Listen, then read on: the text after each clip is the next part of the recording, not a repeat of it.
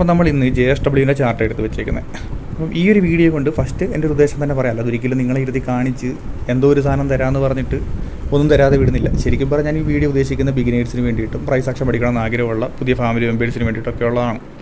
അപ്പോൾ നിങ്ങളുടെ സപ്പോർട്ടിനേക്ക് ഒരുപാട് നന്ദിയുണ്ട്. കാരണം അതിന് വേണ്ടിയിട്ട് മാത്രമാണ്, ആ ഒരു സന്തോഷത്തിന് വേണ്ടിയിട്ട് മാത്രമാണ് ഈ വീഡിയോ നമ്മൾ ചെയ്യുന്നത്.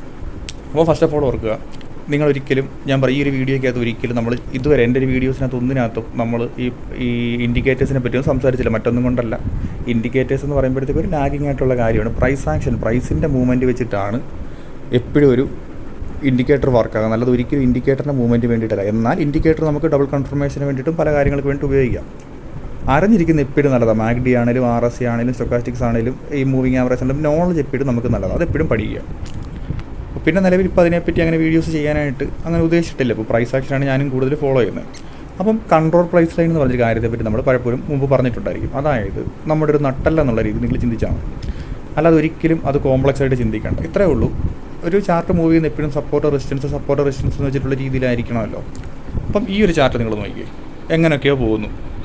താഴേന്ന് കുറച്ച് താഴോട്ട് പോകുന്നു, മുകളിലോട്ട് പോകുന്നു, അങ്ങനത്തെ പല രീതിയിൽ എങ്ങനെയൊക്കെയോ പോകുന്നു. അപ്പോൾ ജസ്റ്റ് ഒന്ന് ആലോചിച്ച് നോക്കി, ഇതിനകത്ത് നമുക്ക് എന്ത് ചെയ്യാൻ പറ്റും? അതിനകത്ത് കൺട്രോൾ പ്രൈസ് നമുക്ക് വരയ്ക്കാൻ പറ്റും. അതെങ്ങനെയാണെന്ന് വെച്ചാൽ ഇത്രയേ ഉള്ളൂ. ഇമ്പോർട്ടൻ്റ് ആയിട്ടുള്ള സപ്പോർട്ട് റെസിസ്റ്റൻസ് അത് മാർക്ക് ചെയ്യുക, ഇത്രയേ ഉള്ളൂ. ഇവിടുന്ന് നമ്മൾ ഇങ്ങോട്ടൊരു ലൈൻ വരച്ചു, കണ്ടോ? ഇത്രയേ ഉള്ളൂ, ഈസി. നമ്മളിങ്ങനെ ജസ്റ്റ് ഒരു ലൈൻ വരച്ചു. എന്നിട്ട് നമ്മൾ അടുത്തപ്പോൾ ഇതാണ് അതിൻ്റെ ഇമ്പോർട്ടൻ്റ് ആയിട്ടുള്ളൊരു ലൈൻ. എന്നാണ്ട് ഇത്ര ഞാൻ ഇച്ചിരി കട്ടിക്ക് വരയ്ക്കാം.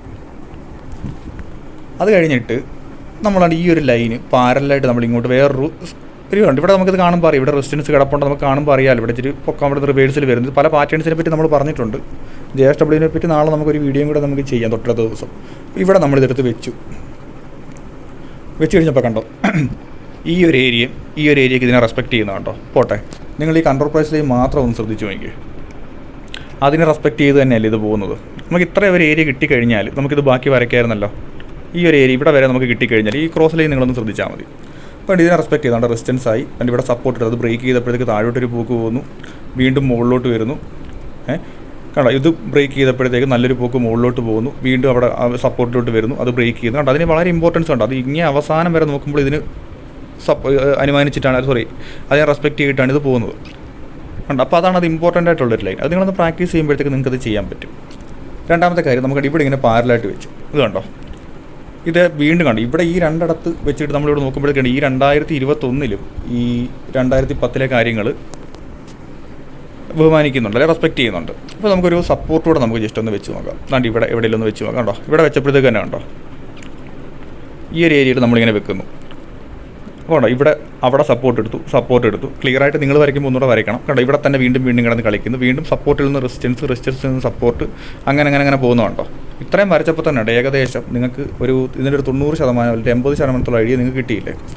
അത്രയേ ഉള്ളൂ. കണ്ടോ, വളരെ ഈസി ആയിട്ട് നമ്മൾ വരച്ചാണ്. നിങ്ങളും ജസ്റ്റ് ഒന്ന് ഈ ഒരു ചാർട്ടൊക്കെ എടുത്തൊന്ന് വരച്ച് നോക്കണം. നിങ്ങൾക്കൊരു അത്യാവശ്യം കൈവഴക്കം വരും. പ്രാക്ടീസിലൂടെ നിങ്ങൾക്ക് അത് ചെയ്തെടുക്കാൻ പറ്റുന്ന കാര്യമുള്ളൂ. പിന്നെ ഇതിനകത്ത് പല പാറ്റേൺസ് കാര്യങ്ങളൊക്കെ ഉണ്ട്. അതിനകത്ത് തൊട്ടടുത്തൊരു പാറ്റേണിനെ പറ്റി വേറൊരു എൻട്രിയെ പറ്റിയൊക്കെ നമുക്ക് നാളെ തൊട്ടടുത്ത ദിവസം സംസാരിക്കാം. അപ്പോൾ നിങ്ങൾ ഈ വീഡിയോ കണ്ടതിന് ഒരുപാട് നന്ദി. അപ്പം ഫോളോ ചെയ്തേക്കുന്ന ഫാമിലി മെമ്പേഴ്സ് നിങ്ങളുടെ സപ്പോർട്ടാണ് എനിക്ക് എപ്പോഴും ഇമ്പോർട്ടൻ്റ് ആയിട്ടുള്ളൊരു കാര്യം. കാരണം അതിലൊരുപാട് സന്തോഷമുണ്ട്. നിങ്ങൾ സപ്പോർട്ട് കിട്ടുന്നുണ്ട്.